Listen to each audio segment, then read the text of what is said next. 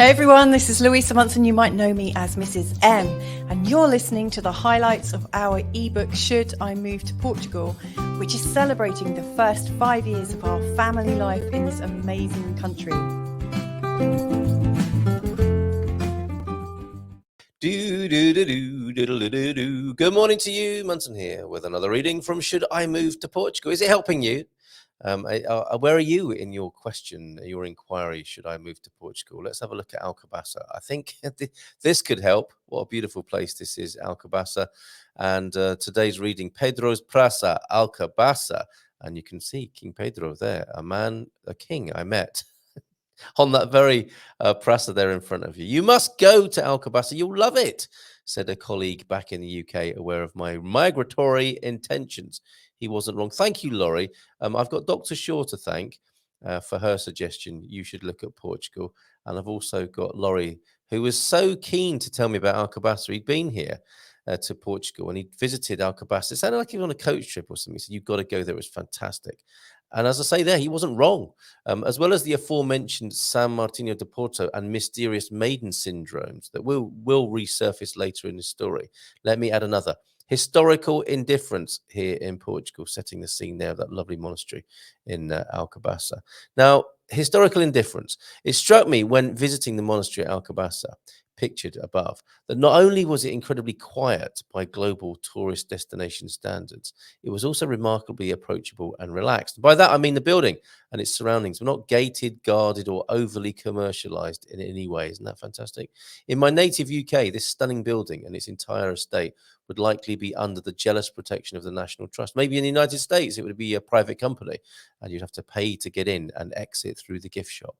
Don't get me wrong, there is a commercial aspect to it, but it's not in your face. You do have to pay to access certain parts, I think, of the exhibitions and certain parts of the building. But generally speaking, people aren't barred or shut out if they're having to decide if they're consumers or not. As we were to learn in the coming months, the Portuguese are remarkably unprecious about their ancient artifacts and past. On the Praça, you see here, skateboarders move freely, dogs empty their bowels, it's quite Portuguese, and people go about their business too, quite unfazed by the majesty of their surroundings. Isn't that a lovely thing? And honestly, I don't say this in any critical way. I mention it because I love the normality that this culture affords its antiquity. Where some cultures might edify their edifices to prohibitive extremes, Portugal invites you to revel sensually up close and personal with its agedness. And I'm all for it. You can touch the stones. You can, and not just in Alcobaça, but just wherever you go, surrounded by incredible history here in Portugal, you can feel a part of it and not so much a consumer having to look at it, being herded around and being told what to do. You can really get a great sense of history here. And I love how unprecious and indifferent in some ways, in a good way, the Portuguese are about it. And it's not every day you meet a king who will indulge you with a quick selfie.